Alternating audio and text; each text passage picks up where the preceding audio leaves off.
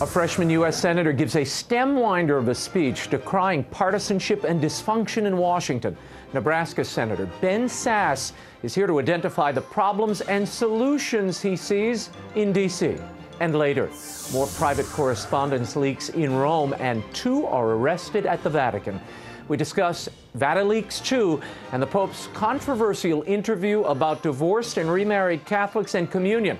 Papal Posse member Robert Royal explains. And finally, China's infamous one-child policy has been altered.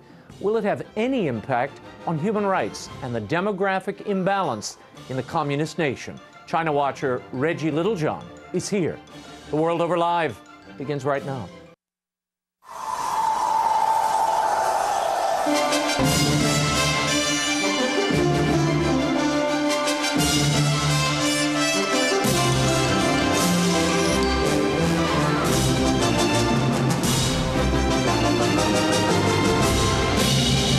Now, from Washington, D.C., Raymond Arroyo.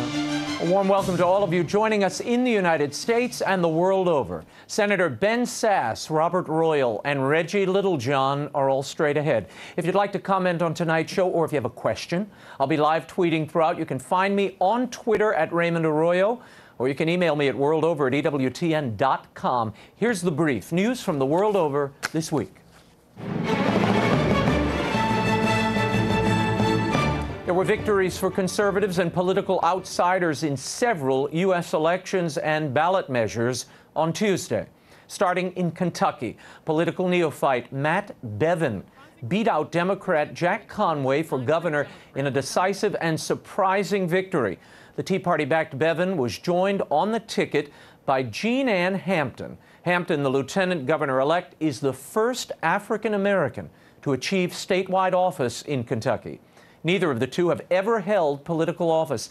This marks only the second gubernatorial victory in Kentucky for the GOP in the last 44 years.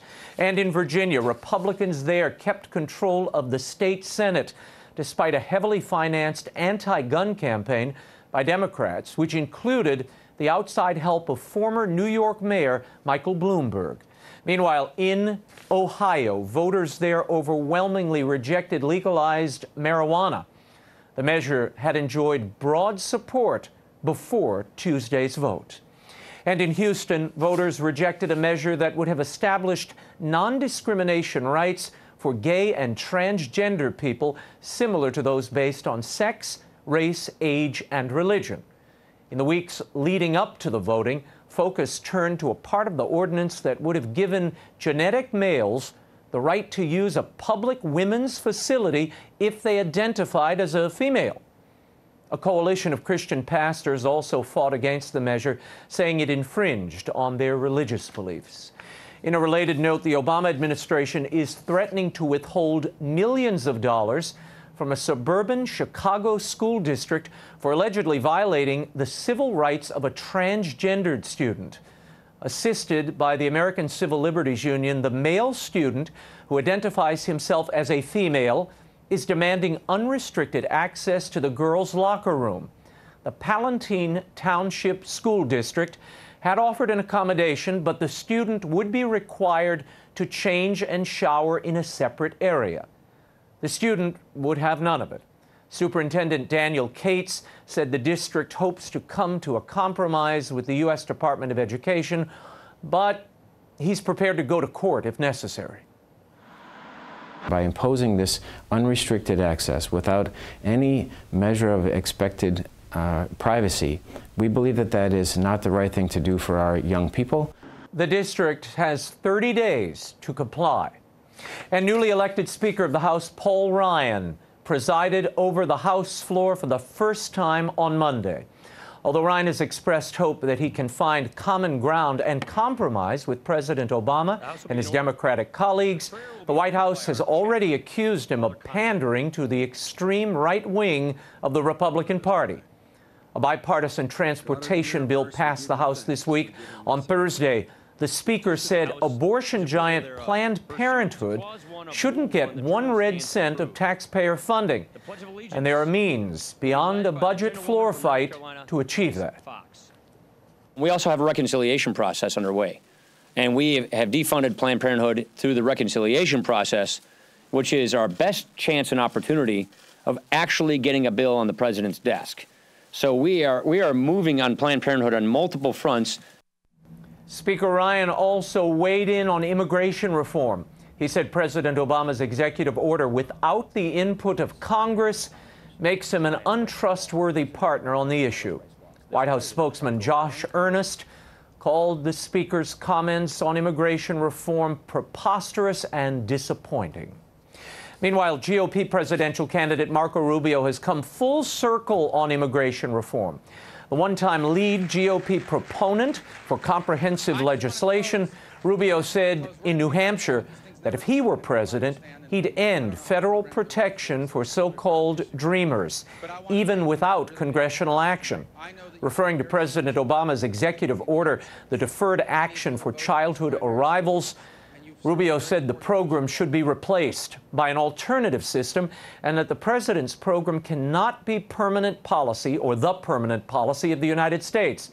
More than 650,000 undocumented immigrants who came to the U.S. with children have received benefits from the program since its initiation in 2012. And the Northern Ireland Assembly has again rejected legalization of same-sex marriage, although the measure eked out a majority of support for the first time in 5 tries. The Democratic Unionist Party blocked it, using a procedure not unlike a U.S. Senate filibuster. A petition of concern, as it is called, requires 60% of Assembly approval, with at least 40% of both Unionist and Nationalist blocs. Northern Ireland is the only part of the UK where same-sex marriage is not recognized. And a diplomatic row is escalating as U.S. and British officials have pointed to the possibility that an ISIS bomb brought down the Russian jetliner in Egypt's Sinai Peninsula. Egyptian and Russian officials have dismissed the comments ahead of his meeting with Egyptian President Abdel Fattah el-Sisi on Thursday. The British Prime Minister said it was more likely than not that the crash that killed 224 people was caused by a bomb. Britain had suspended flights to and from Sharm el-Sheikh, but they will resume Friday. Separately, an unnamed U.S. official has told the Associated Press that intercepted communications point to the possibility that ISIS was involved, and satellite data registered a heat flash at about the time of the tragedy. The Islamic State has already claimed responsibility. Egypt and Russia have disputed the terror group's claim. And the Vatican's eco-Catholic drumbeat continues ahead of next month's climate conference in Paris.